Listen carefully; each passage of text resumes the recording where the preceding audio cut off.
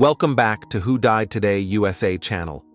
In the past few days, we have received somber news about the passing of extraordinary talents. Today's episode is dedicated to honoring their memory. Additionally, we will recap the stars we have recently lost.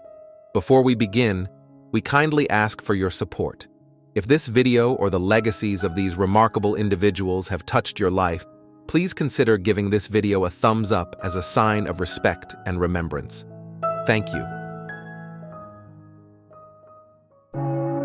Like the golden ripples across the sea at dusk, Sara Burack's life reflected warmth, beauty, and determination that left an unforgettable mark. She rode her own sunset wave through the world of luxury real estate, standing tall in the prestigious Hamptons market, where only the most ambitious thrive.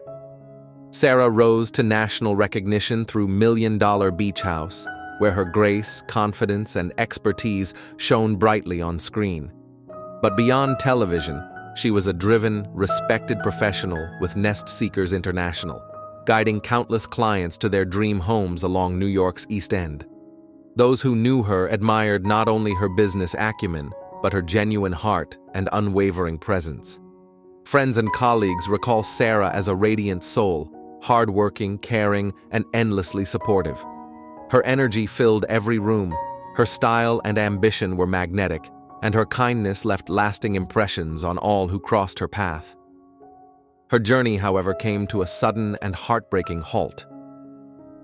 In the early hours of June 19, 2025, Sara was walking along Montauk Highway in Hampton Bays, pulling her signature pink suitcase when tragedy struck. The fog was thick, and amidst those conditions, a driver hit her and fled the scene. Following an intense search, the driver was identified and taken into custody. The incident shook the Hamptons community and left countless hearts grieving the loss of a bright, determined woman whose presence lit up both the real estate world and the lives of those around her. Though Sara's sunset wave has now rippled beyond the horizon, its reflection remains. In every family she helped find a home, in every aspiring professional she inspired, and in the warmth of memories shared by friends, clients, and viewers alike. Sara Burack's story reminds us that life's journey, like the ocean waves, can be both powerful and fleeting. Her legacy of ambition, grace, and kindness will forever flow, carried by the waves she once so confidently rode.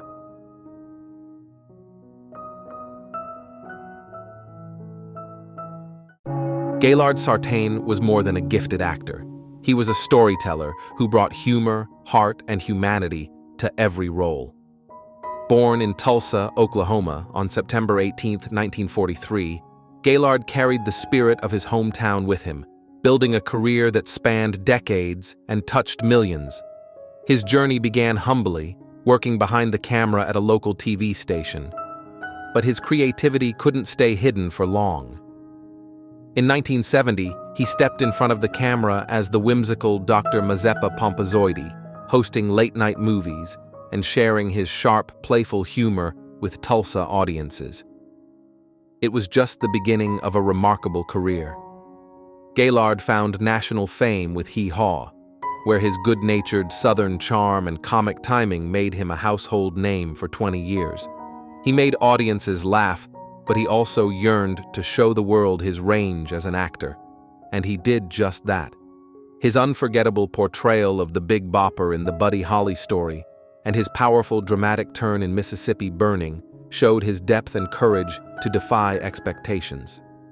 Gaylard's film legacy includes beloved titles like Fried Green Tomatoes, The Grifters, The Big Easy, The Outsiders, and the beloved Ernest comedies, where he brought joy to families across the nation. Behind the scenes, he was a devoted husband, a father, a grandfather, and a proud son of Oklahoma. His talents extended beyond acting. He was an accomplished illustrator, even designing the cover for Leon Russell's Will o' the Wisp album. On June 17, 2025, Gaylard Sartain peacefully concluded his earthly journey at his home in Tulsa after facing illness with quiet resilience. His wife of 36 years, Mary Jo, stood by him, honoring a life filled with laughter, creativity, and kindness. Today, we remember Gailard Sartain not only for the joy he brought to our screens, but for his unwavering spirit, his love for storytelling, and his ability to make us laugh and reflect in equal measure. His legacy lives on, in every laugh, every heartfelt performance, and every memory he gifted to generations of fans.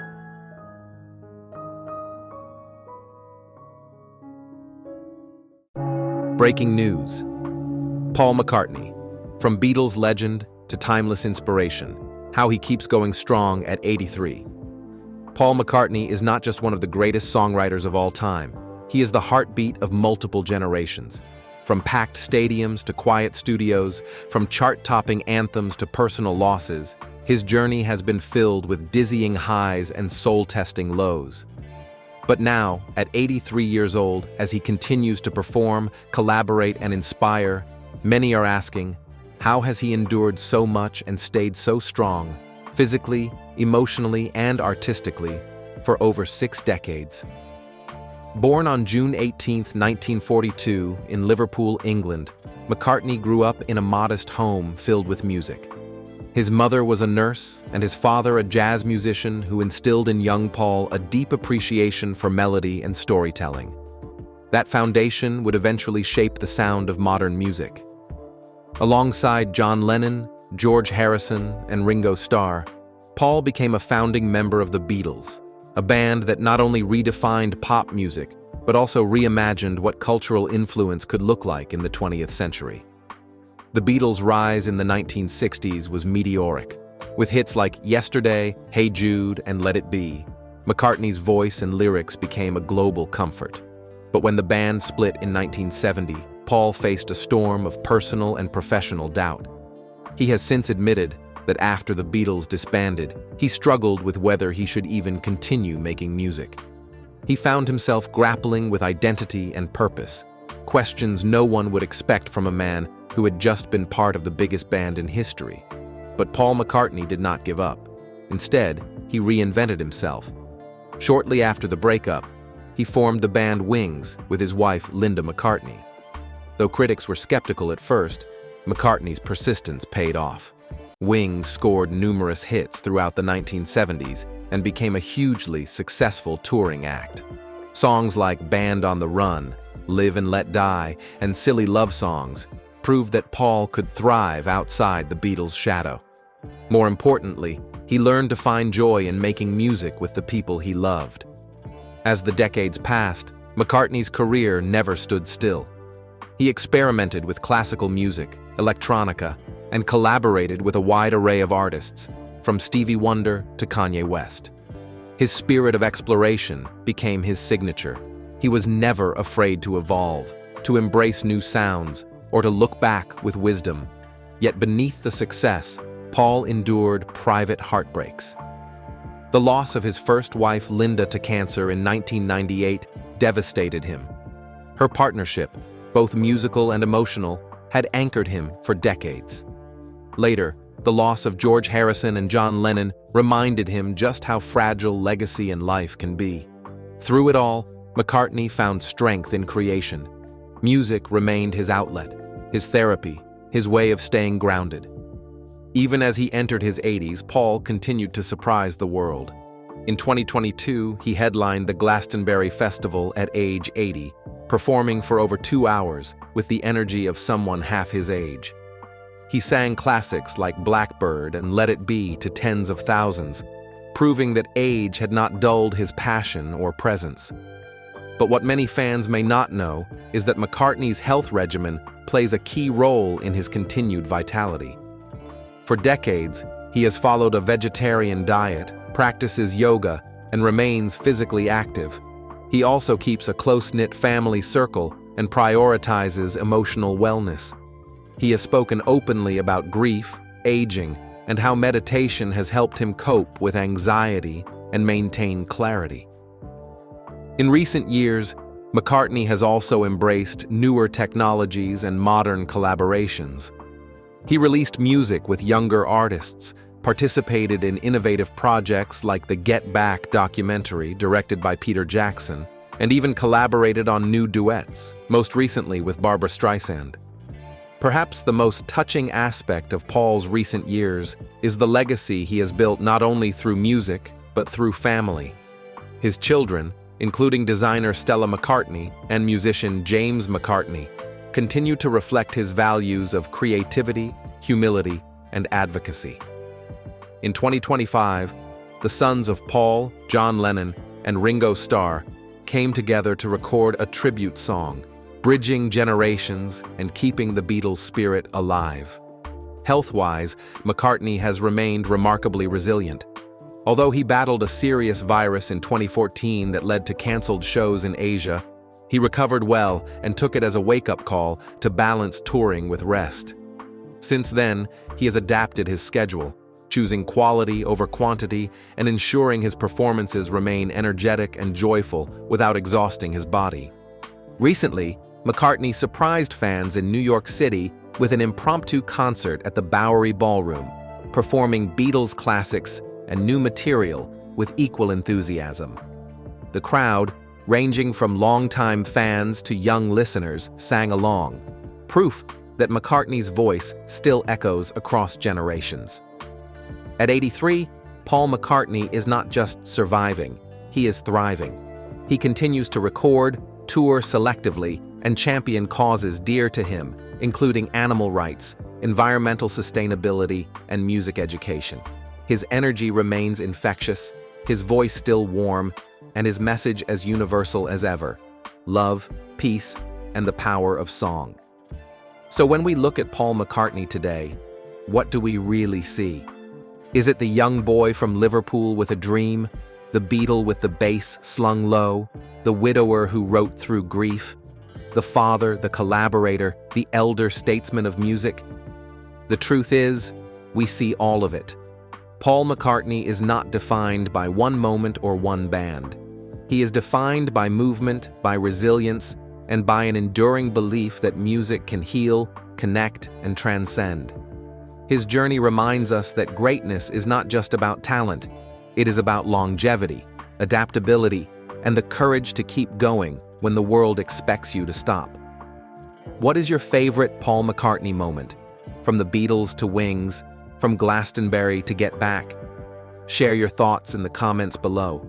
And if this story touched your heart, pass it on to someone who believes in second acts and timeless voices. Because as long as Paul McCartney keeps singing, the world will keep listening.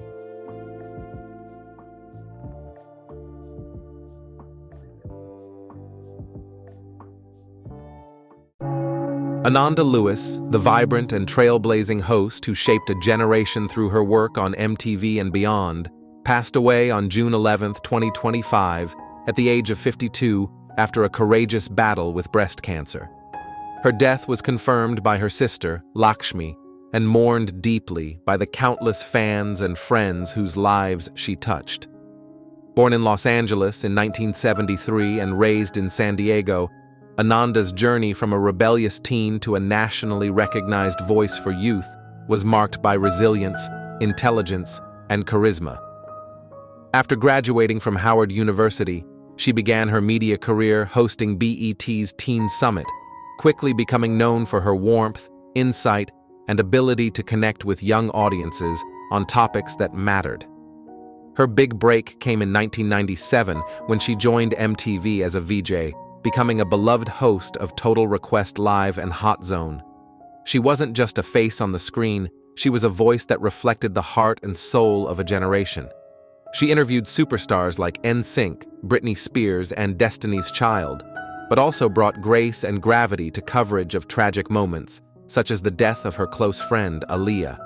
In 2001, she boldly stepped away from MTV to host the Ananda Lewis Show, seeking to create deeper conversations and challenge the status quo.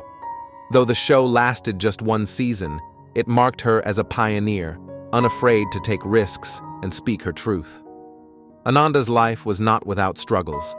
She endured a difficult childhood, reconciled with her mother after years of estrangement, and later faced a devastating cancer diagnosis. Her decision to initially pursue natural treatments and forego conventional care was one she candidly discussed, even expressing regret and urging other women to prioritize early detection. Her honesty, even in the face of terminal illness, was a final act of generosity, offering her experience as a cautionary tale in hopes of saving others. Beyond television, Ananda was a builder, literally. She took time away from the spotlight to become a skilled carpenter and contractor, always following her passions with the same fierce determination. She later returned to host shows like While You Were Out, bringing her signature.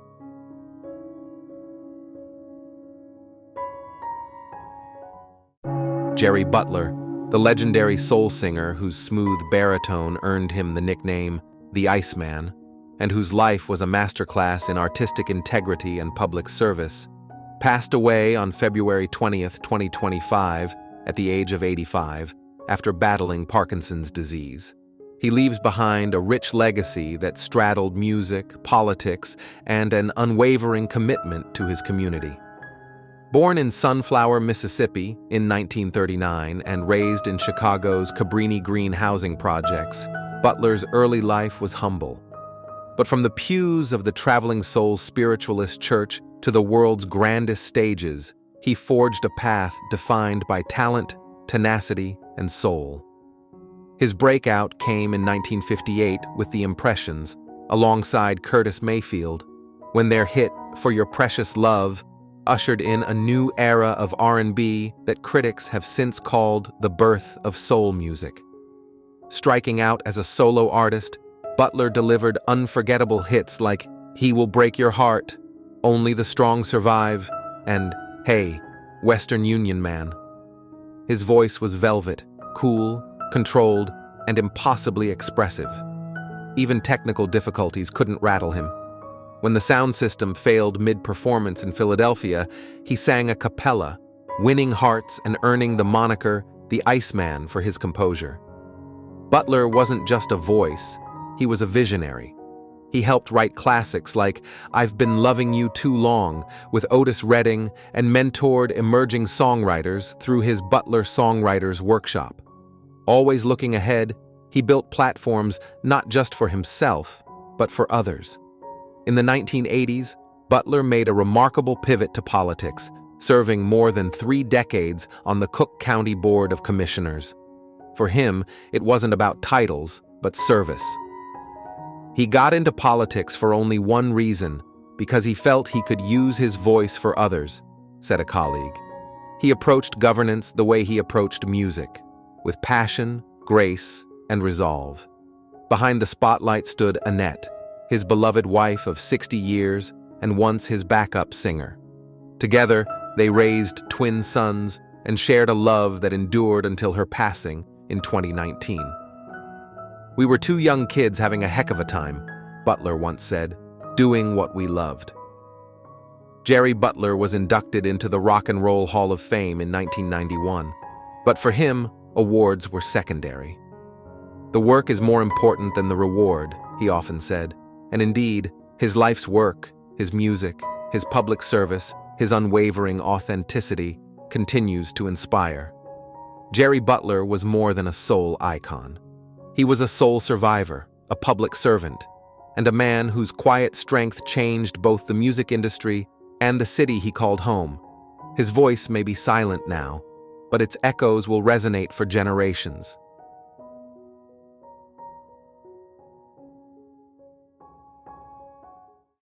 Les Dilley, the Oscar-winning art director whose imagination helped shape some of cinema's most iconic worlds, passed away on May 20th, 2025, at the age of 84, following complications from Alzheimer's disease. His legacy lives not only in the unforgettable films he helped create, but also in the hearts of generations who believed in the impossible, thanks to his craft.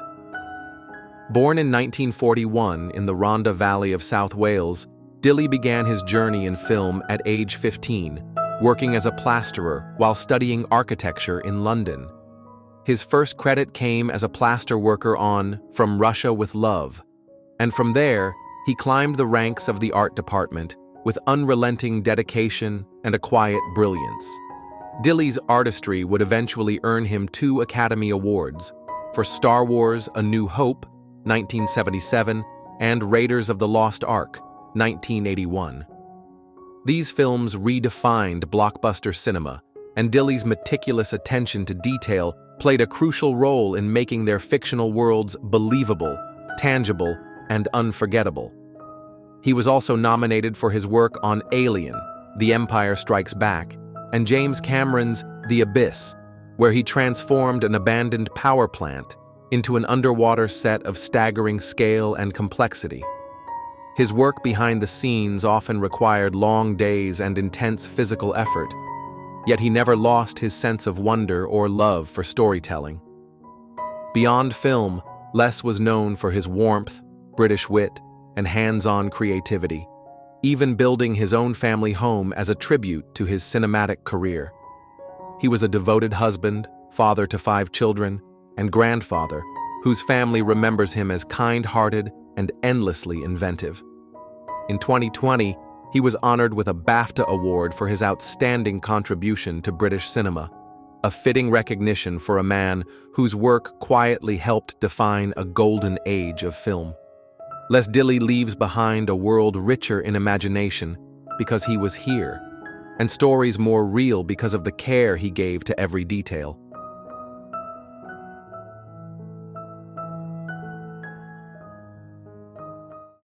Wayne Lewis, beloved founding member and singer of the legendary R&B group Atlantic Starr, passed away on June 5, 2025, at the age of 68. As the heart and voice behind some of the group's most memorable hits, Wayne leaves behind a legacy of music that defined a generation and continues to resonate with fans across the world. Born on April 13, 1957, Wayne co-founded Atlantic Starr in 1976, alongside his brothers David and Jonathan Lewis. What began in White Plains, New York, soon blossomed into one of R&B's most cherished ensembles. With Wayne's signature vocals and soulful songwriting, Atlantic Starr rose to fame with timeless classics such as Secret Lovers, Circles, and the chart-topping ballad, Always. Wayne's leadership in the group helped shape their sound, a blend of romance, resilience, and heartache delivered with sincerity and smooth harmonies. His contributions went beyond performance. He was also a key songwriter and producer, playing an integral role in the group's creative direction as they moved through A&M, Warner Brothers, and eventually their own independent ventures. Throughout the 1980s and into the early 2000s, Wayne's presence on stage brought joy to countless audiences.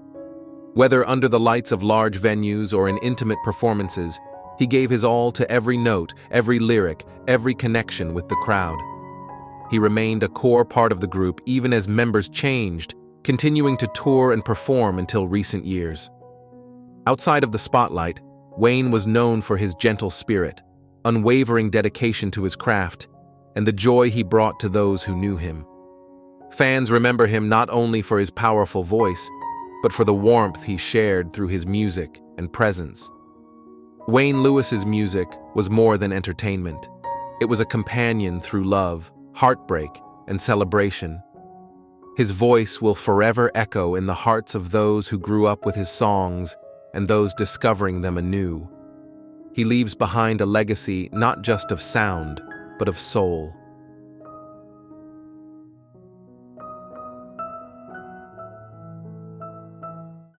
Thom Christopher, the daytime Emmy-winning actor best known for his unforgettable portrayal of mobster Carlo Hessler on the long-running soap opera One Life to Live, passed away on June 6, 2025, at the age of 84 in New York.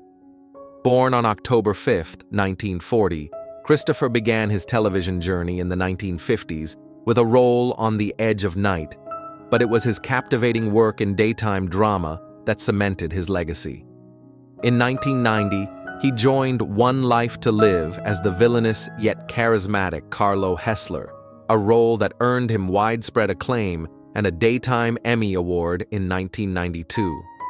True to the genre, after his character's dramatic demise, He returned to the show in 1996 as Carlo's identical twin, enriching the series with layered performances until 2008. In addition to his soap opera fame, Christopher became a cult favorite for his role as the feathered alien hawk in Buck Rogers in the 25th century. His distinctive appearance and memorable performance made Hawk an enduring icon in sci-fi television history. Christopher's acting career was prolific, spanning guest roles in popular series such as Kojak, Murder, She Wrote, Simon and Simon, and T.J. Hooker. He was nominated again for a Daytime Emmy in 1993 for his role as Dante Partu on Loving. Off-screen, Christopher was known for his warmth, intelligence, and storytelling prowess. His longtime friend, Steve Bergman, described him as a smart man who gave great advice and told such fantastic stories. Fellow actor Anthony Crivello remembered him as always a gentleman and deeply gracious. Christopher was predeceased by his beloved wife, agent and playwright Judith Leverone in 2019. Their bond was both personal and professional, marked by enduring support and shared creative spirit. Thom Christopher leaves behind a legacy of unforgettable characters, passionate performances, and a heartfelt connection with fans and colleagues alike. His contributions to daytime television and genre storytelling will be fondly remembered.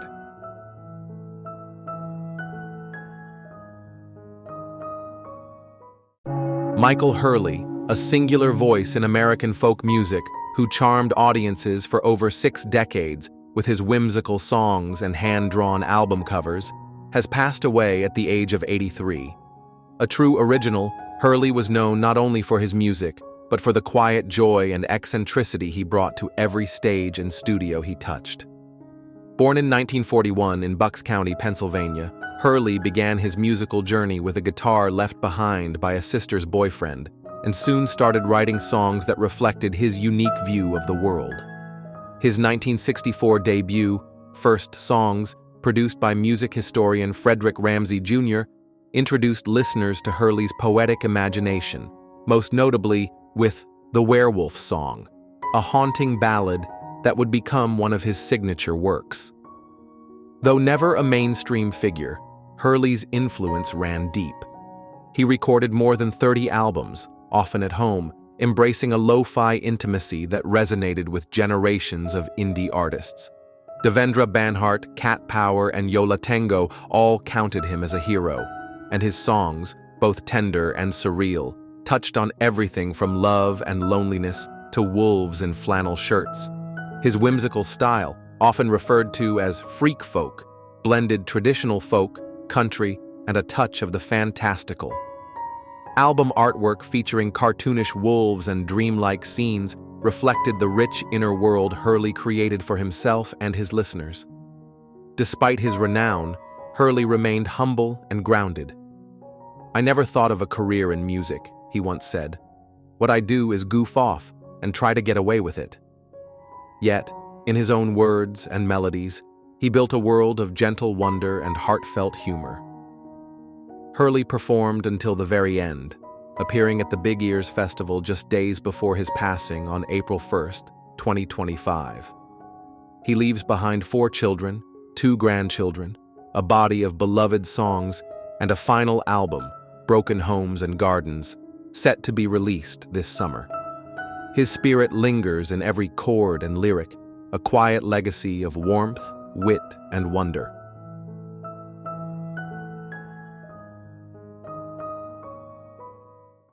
Al Foster, the revered jazz drummer whose dynamic and adaptable rhythms shaped the sound of modern jazz for over 6 decades, passed away on May 29, 2025, at his home in New York City.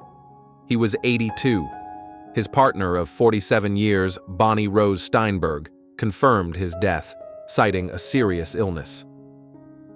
Born Aloysius Tyrone Foster in 1943 in Richmond, Virginia, and raised in Harlem, Foster's passion for music emerged early, inspired by bebop legend Max Roach. He began drumming on pots and pans as a toddler and got his first recording credit at age 20 on Blue Mitchell's The Thing to Do. But his pivotal career breakthrough came when Miles Davis saw him perform and brought him into his band in the early 1970s. Foster became a key rhythmic force during Davis's electric era, performing on studio albums like On the Corner and Big Fun, and live recordings such as Agharta and Dark Magus. Davis honored him with the composition Mr. Foster, praising his deep groove and improvisational spark. Though Foster thrived in fusion, his heart was in swinging jazz. He collaborated with legends like Sonny Rollins, Herbie Hancock, Joe Henderson, McCoy Tyner, and Ron Carter. Notably, he was a member of the Milestones Jazz Stars, a supergroup formed in 1978. In later years, Foster embraced the role of bandleader, championing younger musicians and recording standout albums, including Reflections, 2022. He remained a fixture at the Smoke Jazz Club in New York until shortly before his passing. Beyond the stage, Foster was remembered for his warmth and spiritual presence. Miles Davis once described him as someone he deeply trusted, especially during Davis's own retreat from music in the mid-1970s. Foster is survived by Steinberg, 4 daughters, 6 grandchildren, and the countless musicians and fans who found inspiration in his music. His legacy is etched in the pulse of modern jazz, a heartbeat that will continue to resonate.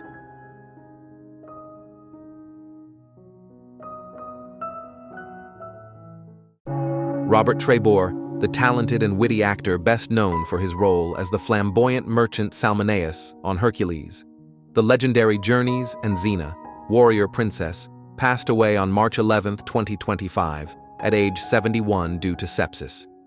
His wife, Deirdre Hennings, confirmed his passing, noting he had battled leukemia since 2012 and underwent a stem cell transplant in 2013.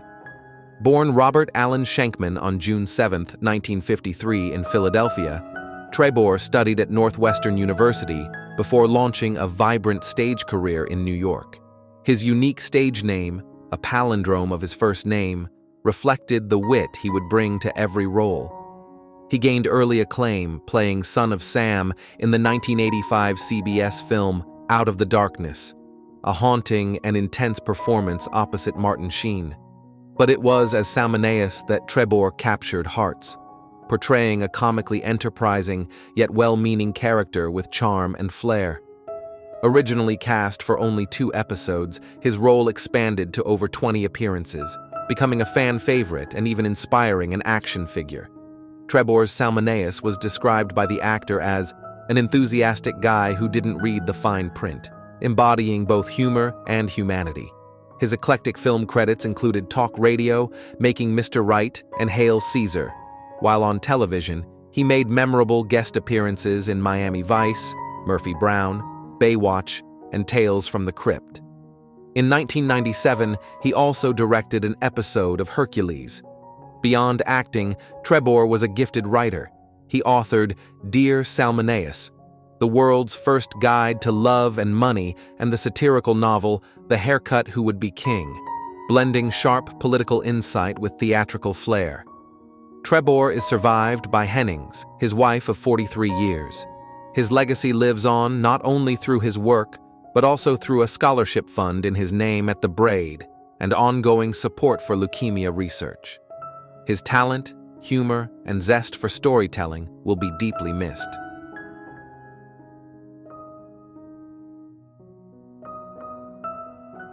Ryan White Maloney, a talented singer-songwriter best known for his standout run on Season 6 of The Voice, tragically died by suicide on January 28, 2025, in Las Vegas.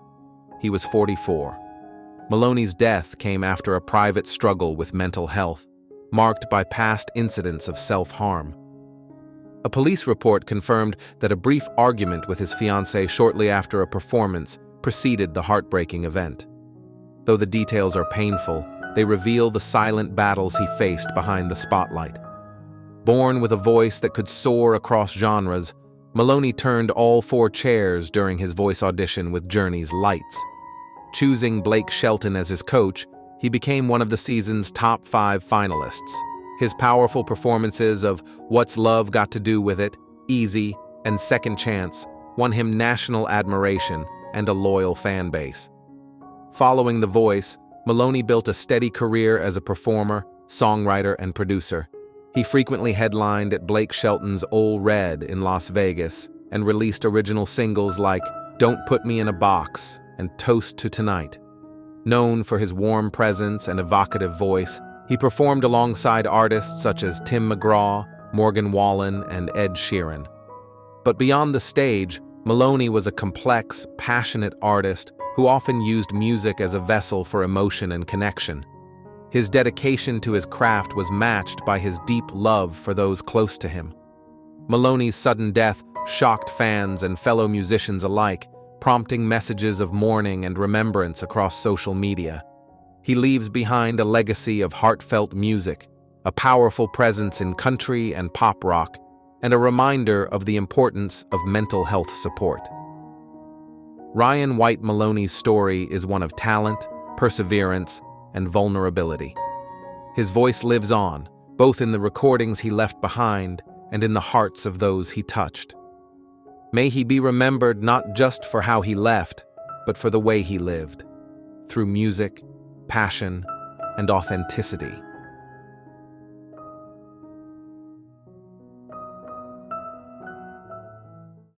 Hodman, the visionary Canadian animator whose handcrafted worlds touched generations, passed away on May 26, 2025, in Montreal at the age of 84. Best known for his Academy Award-winning short The Sandcastle, Hodman left behind a legacy defined by creativity, compassion, and a lifelong dedication to the magic of storytelling. Born in Amsterdam in 1940, Hodman's love for puppetry and animation began in childhood, when he crafted kites and puppets during a time with little access to entertainment. That youthful curiosity would blossom into a pioneering career in stop-motion animation. In 1965, inspired by the works of Norman McLaren, he emigrated to Canada and joined the National Film Board, NFB, where he would direct 27 films and shape the heart of Canadian animation. Hodman's masterpiece, The Sandcastle, won the 1977 Academy Award for Best Animated Short Film. Using sand puppets and stop-motion artistry, the film conveyed a gentle, poetic message about community, resilience, and impermanence. His humility never waned. He famously misheard the announcement and initially congratulated a fellow nominee before realizing he had won. Beyond The Sandcastle, Hodman's contributions were vast. He crafted animations with wooden blocks, Choo Choo 1972, interpreted Inuit legends in collaboration with Northern artists, and explored themes of healing and addiction with Indigenous inmates in The Sniffing Bear 1992. Later, his children's series Ludovic offered tender reflections on growing up, anchored in timeless, handcrafted charm.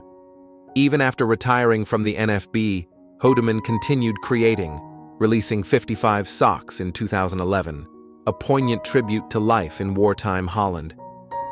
His work remained deeply personal, often blending childhood memory with universal themes.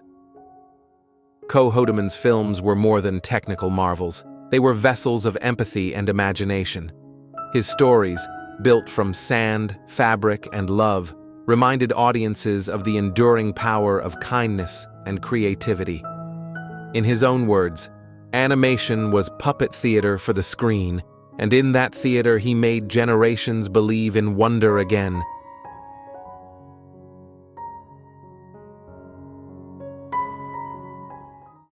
Marjorie Nona Grande, beloved grandmother of Ariana Grande, passed away peacefully at the age of 99, leaving behind a profound sense of loss for her family and all who loved her. She was not only the heart of the Grande family, but also a guiding light and endless source of inspiration in Ariana's life and career. Born in 1925, Marjorie met her future husband, Frank, when she was just 11 years old. What began as a gentle friendship blossomed into a lifelong love that endured the trials of war and distance. Their union was built on deep devotion and unwavering commitment, and together they raised 2 daughters, Joan and Judy, and helped shape a close-knit, loving family that included 3 grandchildren, Frankie, Ariana, and Lonnie. Nona shared an especially tender bond with Ariana. From cheering her on at award shows to standing beside her on stage and even getting her first tattoo at the age of 93, Nona was Ariana's greatest supporter and constant source of love. Their connection was beautifully immortalized in Ariana's 2024 album Eternal Sunshine, where Nona's voice graces the final track, Ordinary Things. In her soft, steady words, she offered timeless advice about love and partnership, wisdom that spoke of a lifetime of lived experience and quiet grace. Her appearance on the track also made her the oldest artist ever to chart on the Billboard Hot 100, a testament to her enduring spirit. Nona was more than a grandmother. She was a symbol of warmth, resilience, and unconditional love. Her legacy lives on in the values she passed down, the memories she left behind, and the music that carries her voice. For Ariana, and for so many others, Nona's presence will remain eternal, an ever-glowing light in the story of a remarkable life.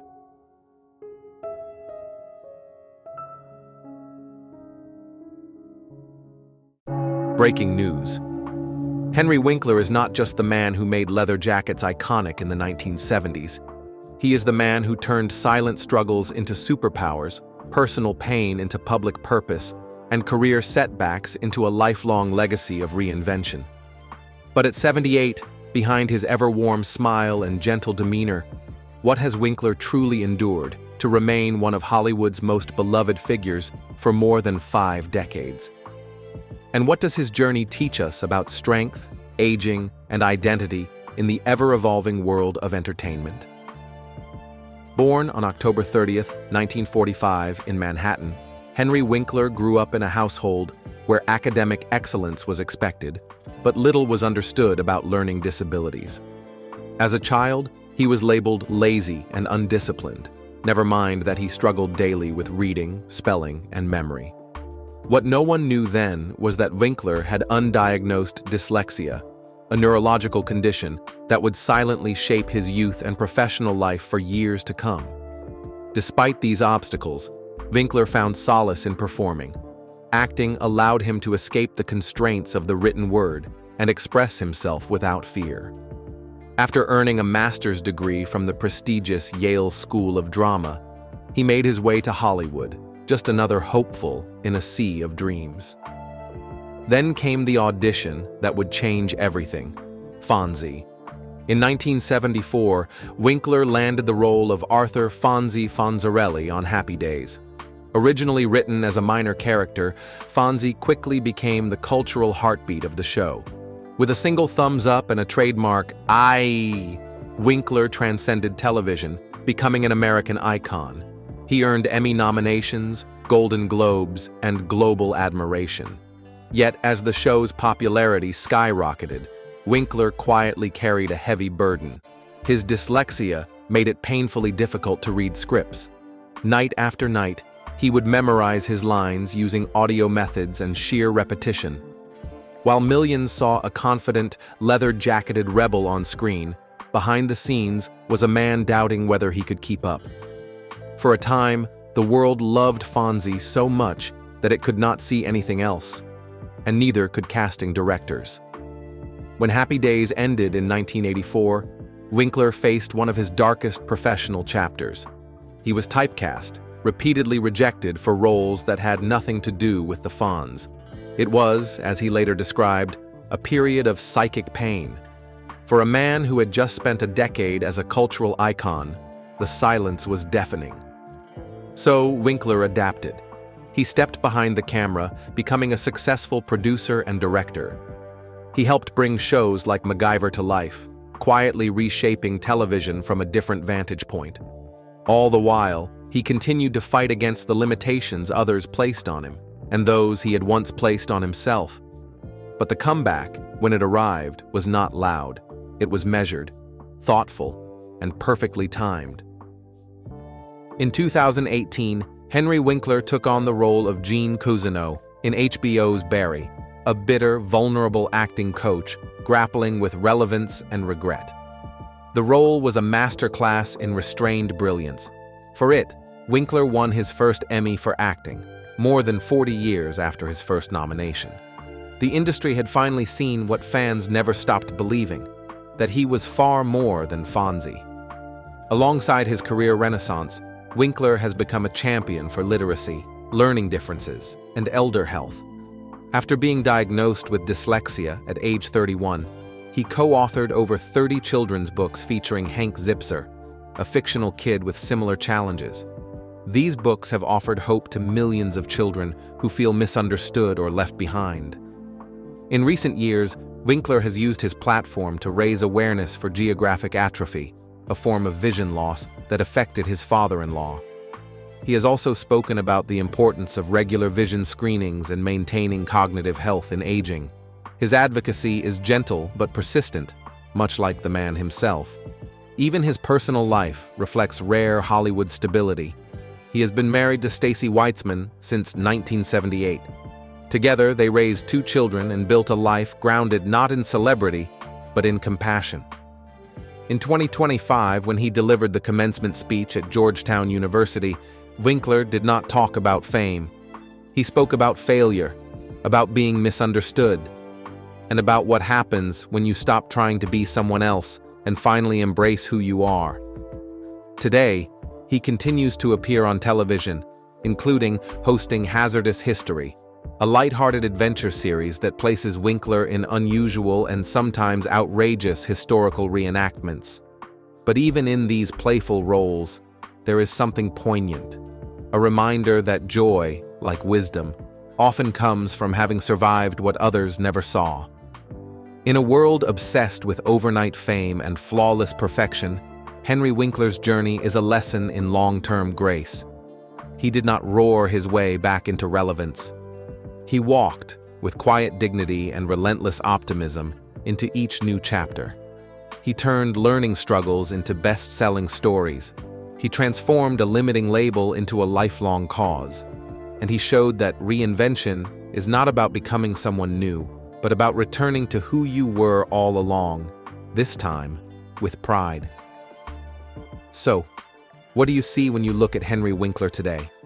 Is it the Fonz, the Emmy-winning actor, the children's author, or the elder statesman of television who never stopped believing in kindness? Whatever the answer, one thing is clear. Henry Winkler is not just still standing. He is still teaching us how to do it, with courage, with humor, and with heart. What is your favorite Henry Winkler moment, from the happy days of the past to the brilliant performances of today? Let us know in the comments below, and if this story inspired you, do not forget to share it with someone who might need a little hope today.